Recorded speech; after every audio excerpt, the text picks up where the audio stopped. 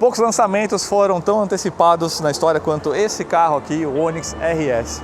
As linhas desse carro já são conhecidas pelo público de forma geral há pelo menos 11 meses, quando vazaram aquelas fotos no pátio da General Motors em Gravataí, e lá se revelou aí tanto as linhas externas quanto detalhes da cabine, tudo sem disfarce, realmente a forma final do produto. E em março desse ano foi lançado no mercado colombiano a versão do Onix RS para aquele mercado fabricado aqui no Brasil, mas para exportação.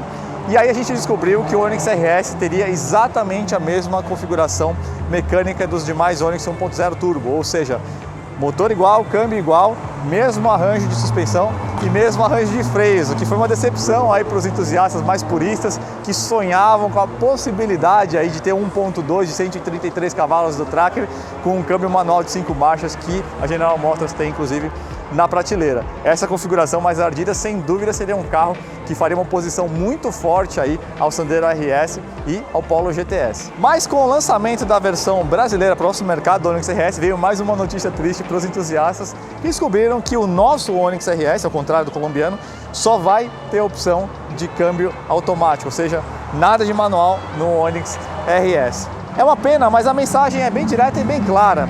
Esse aqui não é um carro feito para puristas mais hardcore, vamos dizer assim, como o pessoal que é fã do Sandero RS, e mesmo não é feito para os entusiastas que buscam aí um desempenho maior, acompanhado de mais luxo, mais tecnologias, como é a proposta aí do Polo GTS. Aqui a gente tem unicamente um pacote de estilo para realmente quem quer um Onix com um visual diferenciado e nada mais, o que inclusive é historicamente correto, coerente com a sigla RS dentro do mundo da Chevrolet.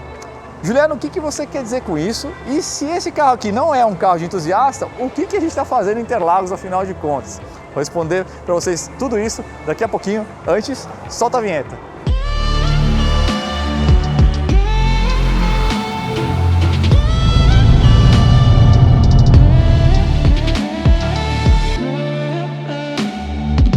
O pacote Rally Sport, ou RS, era um opcional que você podia acrescentar em qualquer versão do Camaro. Era um pacote unicamente de estilo.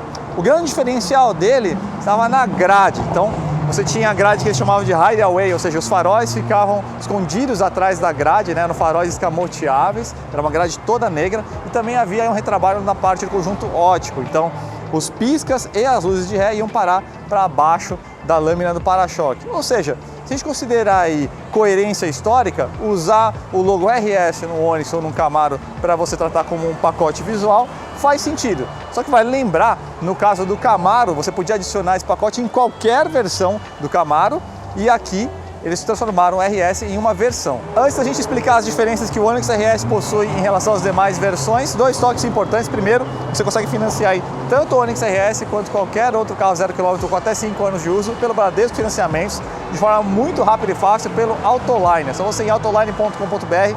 Lá em cima você clica em simular o financiamento, escolhe a quantidade de parcelas que você quer, alguns dados bem básicos e rapidamente aí você recebe a melhor proposta. Enquanto você está lá, vale a pena você olhar os carros, as opções de hatches nessa faixa de preço que a gente vai falar daqui a pouquinho do Onix RS. Tem muita opção interessante. Você consegue comprar, por exemplo, um Golf 1.4 TSI, um Cruze, tem até Mini Cooper aí rolando nessa faixa aí desse valor. Mas vamos falar então do Onix RS e onde que ele está posicionado na família. Por R$ 74.590 você leva a versão LTZ automática, que é a segunda mais luxuosa aí da gama do Onix Hatch. E para você levar o RS, você desembolsa R$ 1.000 a mais em relação à LTZ. E aí você abre mão de 3 itens: chave presencial com partida pelo botão, câmera de ré e o sensor crepuscular, né, aquele que causa o acendimento automático dos faróis. Em troca você leva o seguinte: as principais diferenças estão aqui na dianteira mesmo, né? Chama a atenção esse para-choque redesenhado, essa porção inferior aqui tem esse vinco adicional, deixou ele aí mais esportivo, e claro, a grade aí no estilo colmeia, esse acabamento gloss black aí, o Chevrolet chama de jet black, bem ao estilo aí do Camaro, acompanhado aí dessa gravata negra e do logotipo RS. Da versão Premier, esse carro pegou emprestado essa luz de posição em LED e os faróis do tipo projetor, só que aqui no RS o projetor ainda tem uma máscara negra. Na lateral você vai notar que tem uma saia com visual esportivo, as rodas são aro 16 como na Premier, só que aqui tem um desenho exclusivo. Como são pintadas de preto, talvez fique um pouquinho discreto. E falando em cor preta, a gente tem o teto negro aqui em todas as versões do Onix RS, detalhe que não é adesivado, é pintado mesmo. Aqui na traseira a gente tem um spoiler sobre spoiler, né? Então essa peça aqui foi instalada sobre o spoiler original aqui do Onix, e tem uma diferença aqui também nessa porção inferior aqui. Esse acabamento, esse remate aqui tem um visual um pouquinho mais esportivo. Aliás, enquanto a gente está aqui embaixo, vale notar, a versão 2021 do Onix perdeu aqui a luz de neblina. Aqui a gente também tem uma lanterna um pouquinho mais escura. E por fim, a gente tem algumas diferenças aqui no interior. Grande destaque para o material dos bancos, né? A estrutura do banco é a mesma, só que aqui a gente tem uma combinação de tecido com esse material sintético imitando couro, essas costuras pespontadas aqui em vermelho. Cor também que está presente aqui nesse arremate aqui, ó, na saída de ventilação. A gente tem tapetes também com a costura vermelha, um volante diferenciado. O cluster tem um grafismo diferente, e para fechar esse pacote a gente tem aí o teto e as colunas na cor negra, né, dando aí um visual um pouquinho mais esportivo na cabine. O sistema de infotainment MyLink tem uma tela maior aqui, de 8 polegadas em vez de 7, mas isso é uma novidade geral aí para a linha 2021 do Onix. Em resumo, a proposta da Chevrolet para esse carro aqui, de fato, não era para um entusiasta, era realmente fechar a conta. Então, ter um carro de visual aspiracional, exatamente aí na faixa de valor do LTZ, você abre mão aí de um ou outro equipamento e você ganha aí um visual mais invocado e exclusivo. Só que ao mesmo tempo vale notar aí algumas características interessantes de projeto, e é por isso que a gente está aqui em Interlagos. Por exemplo, a gente tem essa plataforma nova aqui com 17% a mais de aços de alta resistência, ficou mais leve, também ficou mais rígida, né? Teve evoluções aí na parte de solda. E tudo isso, inclusive, resultou aí num carro que performou muito bem aí no Crash Test Latino Cap, né? 5 estrelas aí para adultos e crianças. Essa plataforma também é por volta de 4 centímetros mais larga do que o Onix da geração anterior, então você tem uma redução da transferência lateral de carga. Então, naturalmente, você já tem um carro que vai performar melhor aí em curvas.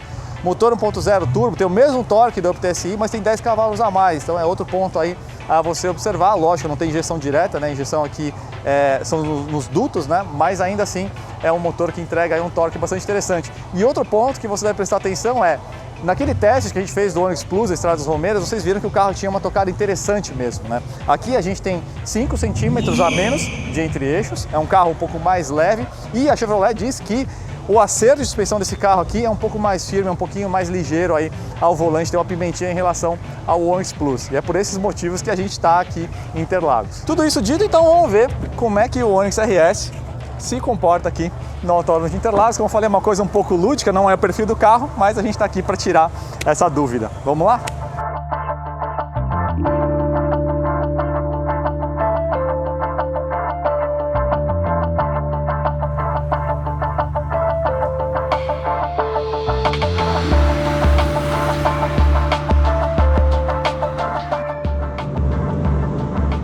Vamos ver aí como é que é o equilíbrio do Onix RS aqui no Autódromo de Interlagos. Lembrando que isso aqui é um exercício lúdico, né?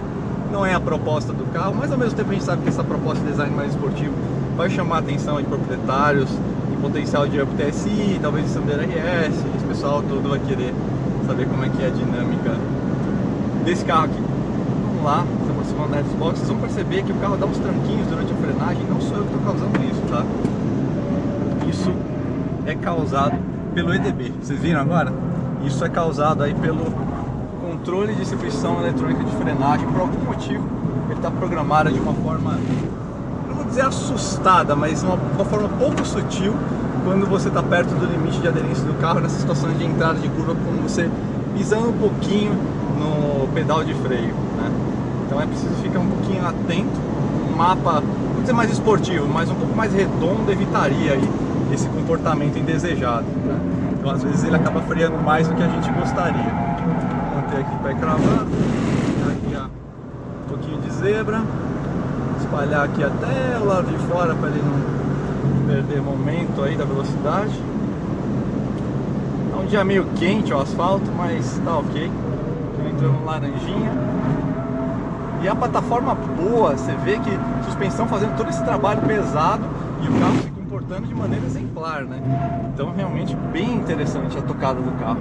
Uma leve espalhadinha aqui, mas tá tudo dentro de casa ainda.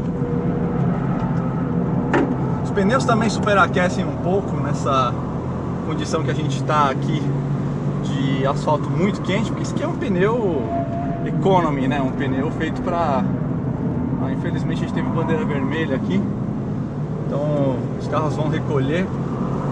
Se teve algum acidente, algum tipo, então todo mundo tem que recolher para os blocos, tá? mas é um carro que, embora não tenha essa proposta esportiva, só nesse aperitivo que a gente teve aqui no circuito já deu para sentir que a base é muito boa. Isso dá uma baita de uma pena, porque veja só, esse carro com um mapa, né, de controle de distribuição de frenagem um pouquinho mais redondo, né, um pouco menos brusco, com um câmbio manual que realmente te permita aí um controle mais efetivo, né?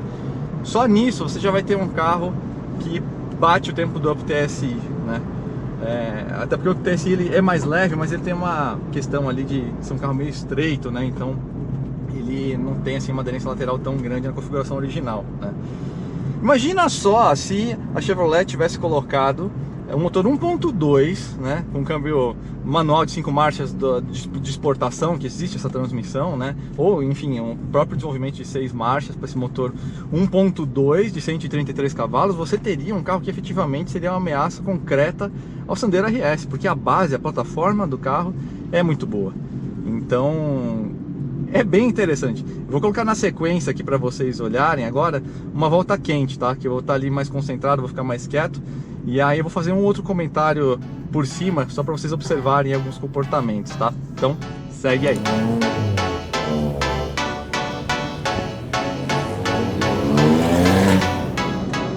Se aproximando aí da linha de chegada, freada bem tardia por essa do Senna aí aos 30 metros e ouçam aí o cantar dos pneus do EBD. Essas cantadinhas não foram causadas por mim, mas sim pelo EBD que eu comentei há pouco, né? Entrando aí na segunda perna da do Senna, subindo aí na zebra, né, usando toda a pista. Notem minha mão direita aí manipulando o câmbio, lembrando que não há modo manual nessa transmissão, tá? Estou manipulando no modo low. Você consegue escolher a marcha mais alta onde a transmissão vai atuar, mas ela que faz a troca no tempo dela, não é na hora que você aperta o botão, tá? Se aproximando aí da curva do lago, freada bem forte, note aí a movimentação no volante, né, indicando aí que a traseira dança um pouquinho, que é normal. Escorregando até a zebra de fora, saindo um pouquinho de frente, usa toda a pista aí, né? Leve movimentação na traseira aí ao passar na zebra. E aí a gente vai se aproximar agora do Laranjinha aí, que é minha curva favorita na pista. Deu para carregar uma velocidade muito boa aí, 107 km por hora. Mostra aí que a base do Onix aí é bem interessante, né? Carregando aí de velocidade ao longo da curva, segunda perna do laranja, né? E agora a gente se aproxima aí para o miolo, uma freada forte. Novamente procurando ali o câmbio, né? Jogo para a terceira marcha. E aí, não tem muito mistério, todo carro aí dessa categoria sai bastante de frente aí, Onix não é exceção.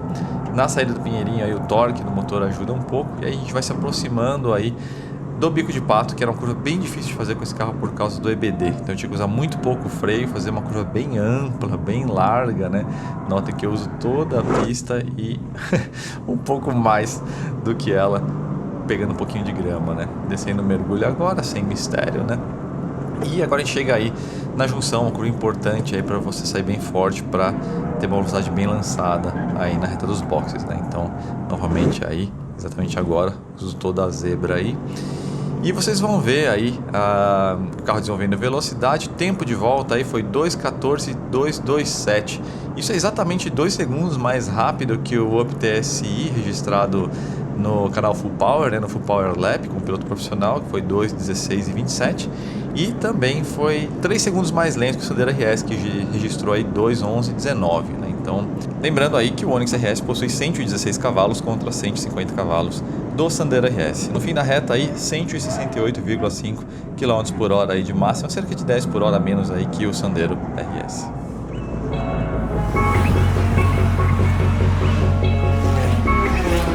Antes da gente dar uma voltinha na cidade com o Onix RS, dar uns comentários rapidinhos aqui sobre o interior do carro, né? Da mesma forma que no lançamento do Onix Plus, eu acho que dá para manter o mesmo comentário. A gente tem aí uma cabine muito bem executada na parte de design de materiais também, né? É lógico, você está falando de um carro cuja categoria é conhecida aí pela presença aí de plásticos duros de forma geral. Só que aqui no Onix a gente tem vários materiais emborrachados presentes aí, por exemplo, aqui na manopla de câmbio, no freio de mão, né? Então, o painel também a gente tem várias texturas, né? E esse toque esportivo que a GM deu na cabine da RS ficou elegante, ficou bacana, né? Então eles não apelaram para cores muito berrantes, né? E o que tem de cor mais forte, como nessas costuras aqui, tá tudo bastante sutil. Então os caras, o pessoal de design acertou a mão, embora não seja um carro esportivo, na proposta aqui de design a gente tem uma solução muito feliz. A ergonomia de direção desse carro é muito boa, né? Vale até adiantar o comentário que eu ia fazer na parte de direção na cidade.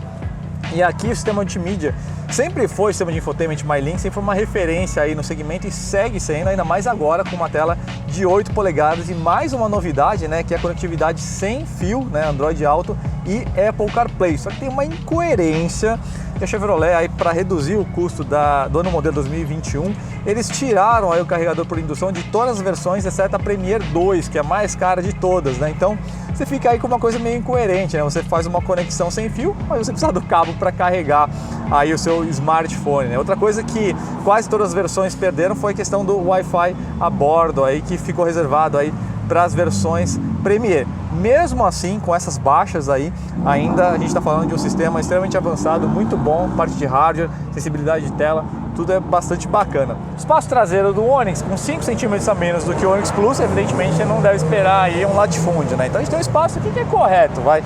Não é exatamente a cabine mais espaçosa, mas aqui eu tenho 1,82 m e estou bem aqui, mas meus joelhos aqui já estão praticamente tocando aqui o encosto dianteiro.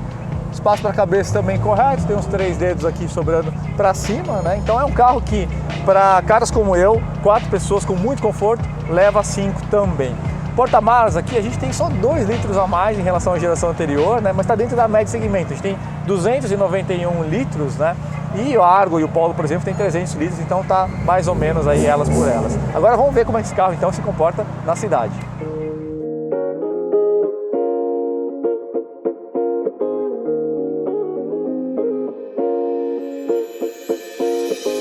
Mas é aqui fora do mundo do autódromo que a gente vê o Onix brilhar, né? Vocês viram lá na pista, né? Uma série de características que favoreceram o carro, até que teve um bom desempenho, mesmo com aquela questão do mapa do EBD, né? Dos freios e do câmbio, né? Que exige aí um uso artificial do modo low, né? A função desse modo low é mais para você pegar uma descida de serra, alguma coisa assim, você limitar qual vai ser a marcha mais alta que o carro vai ficar, tipo a segunda ou terceira, enfim. Mas é aqui na cidade que você vê aí as grandes características aí do Onix como produto, né? Então, aqueles 16,8 que eu já chamei de torque já estava legalzinho ali, né, para você acelerar mais a fundo, ou seja, encare aquilo como uma espécie de situação de estrada, né? Aqui dá e sobra para a cidade, né? Então, é um carro bem gostoso de andar e o câmbio para uso urbano está muito bem mapeado. Você esquece que a transmissão existe realmente aqui. Então ele está sempre trocando as marchas com bastante suavidade, sempre mantendo as rotações próximas aí na casa de 2.000 RPM, onde está o pico de torque, né? Quando não menos do que isso, até quando o carro tem disposição suficiente, os acelerômetros detectam que você está num declive ou numa situação plana, né? Então, de forma geral, é um carro que roda muito solto e com muito silêncio a bordo. Tem um bom isolamento acústico. E essa calibração de motor e transmissão realmente está de ótimo tamanho. É um carro muito gostoso de usar na cidade. Parte de suspensão também merece uma nota positiva aí. A Chevrolet, como eu comentei no começo do vídeo, né, anunciou que esse carro aqui tem uma calibragem de suspensão mais firme, né? Não esse aqui, o RS, né? O Onix Hatch de forma geral, em relação ao Onix Sedan, que é um pouco mais molão, assim, mais macio, né? Mas ainda assim a gente está falando de um nível de conforto muito alto aí para rodagem na cidade, né? Lógico que você vai sentir um comportamento de suspensão traseira um pouco mais firme, né? Isso até é uma coisa meio natural, intrínseca, né? De hatches que tem menos massa ali atrás, então naturalmente é um carro que já absorve um pouquinho mais seco atrás, mas mesmo assim, nessa parte assim de conforto, o Onix é um carro que está indo muito bem mesmo. Então é um carro bastante agradável aí de rodar. O consumo do carro é bom, não chega a ser uma coisa surpreendente, não é um marco, né? Mas a gente está falando de marcas muito boas, então consumo misto aí com gasolina a gente está falando de 13,5, com etanol a gente está falando na casa de 9,5, então são marcas respeitáveis, boas, mas como eu falei, não são surpreendentes, mas estão dentro daquilo que você espera aí de um downsize dessa categoria e com esse peso também, né? Vale lembrar. Eu acho que se tem uma crítica aqui que eu posso fazer em relação à qualidade de vida a bordo é em relação ao controle de luminosidade do sistema de infotainment, que até hoje eu não consegui encontrar. Estou com esse carro aqui já há 2 dias, já parei para revirar tudo aqui, todos esses menus daqui, todos os menus daqui da parte de configurações. A gente vem aqui em tela e não tem ajuste de brilho, por exemplo, tá? Aparece tela de... desliguei. Aparece a tela dia e noite, mas você não tem um ajuste de intensidade aqui. Eu tenho certeza que está em algum lugar escondido aqui, mas isso é uma coisa que acabou me incomodando, a dificuldade de você encontrar, especialmente num carro que se pautou muito pela questão da democratização do sistema de infotainment, né? O MyLink aí na família Onix sempre foi uma referência aí de como algo ficou acessível aí para toda a gama de produtos, né? Então essa é uma pequena crítica que cabe aí, está em algum lugar escondido aqui, mas de forma geral é um carro que não é barato como nenhum carro no Brasil hoje está barato, né? Mas dentro do segmento, dentro do que ele oferece, olha, os caras conseguiram encontrar aí uma receita que não é um carro para entusiasta, definitivamente não é, mas você paga ali R$1.000 a mais que o LTZ, abre mão de umas coisinhas, mas leva aí todo um carro bem mais personalizado, com uma presença aí bacana, eu acho que tá de bom tamanho. Ao mesmo tempo, eu sinto que a Chevrolet poderia ser menos racional em alguns momentos. Ou seja, ser um pouco mais emotiva, pensar em algo que não seja só planilha de vendas. Eu acho que, como a gente viu lá no autódromo, a base desse carro é fenomenal para se criar uma versão esportiva de verdade. Tá fácil deles fazerem isso. Eles têm um motor que tem as mesmas dimensões que é o 1.2 do Tracker, com 133 cavalos. Tem câmbio manual para esse motor. Então é bem possível que, inclusive, tenha um câmbio de 6 marchas em desenvolvimento também. Então assim, eles têm tudo em casa, trabalho de design aqui, do time de design fez um baita trabalho, mas aí não teve esse carro, então eu acho que faltou aí um pouquinho de arrojo, um pouco de querer fazer algo realmente aspiracional, que promova a imagem do carro e que não esteja tão atrelada à planilha de vendas, é de nicho, ninguém vai comprar, pouca gente vai comprar. Gente, se fosse assim, Civic SI não tinha saído nunca, Sandero RS não tinha saído nunca, Polo GTS também não. Então existem alguns momentos que você tem que pensar aí no legado de marca, no impacto que você vai causar, no desejo que você vai causar e a marca que você deixa aí ao longo da história aí, tanto com o produto, né, Onix, quanto com a marca Chevrolet, né? Então fica a torcida aí para quem sabe um dia a Chevrolet mostrar aí uma atitude mais positiva em relação a isso, porque eles estão com a faca e o queijo na mão, é um desenvolvimento barato, eles se protegem dizendo que não, IPI, por isso que não é 1.2, isso aqui, gente, esquece isso um pouquinho, esquece essa contadura, faça alguma coisa aí para celebrar aí a existência, até porque a Chevrolet tem tantos carros aí históricos aí ao longo das décadas, né? Mas o Onix RS como um produto urbano, sem dúvida, muito bom, da mesma forma como o Onix Plus, que a gente já tinha avaliado, né, versão sedã. Não é esportivo, já falei um monte de vezes aqui ao longo do vídeo, surpreendeu ali no autódromo, mais por causa daquelas questões que eu expliquei por que a gente estava em Interlagos, né? Plataforma boa, leve, motor torcudo, carroceria mais larga que o Onix da geração anterior, tudo isso aí somado ajudou, né? Então o carro, não vou dizer que o carro foi rápido por acidente, mas ele tem características que pedem por uma versãozinha mais apimentadinha, quem sabe venha no futuro isso aí. Certo, pessoal? Então, nós vamos ficando por aqui. Se você gostou desse vídeo, não esqueça de deixar um like aí, assine o canal do Autoline, ajude aí a gente a fomentar essa parceria aí, Flatout e Autoline. Foi um vídeo diferente, né, dessa vez, a gente saiu do ambiente estrada, fomos mais para o autódromo, exploramos essa oportunidade aí que o pessoal da Crazy for Auto aí nos permitiu. Espero que vocês tenham gostado aí. Então nos vemos na próxima aí. Valeu, gente!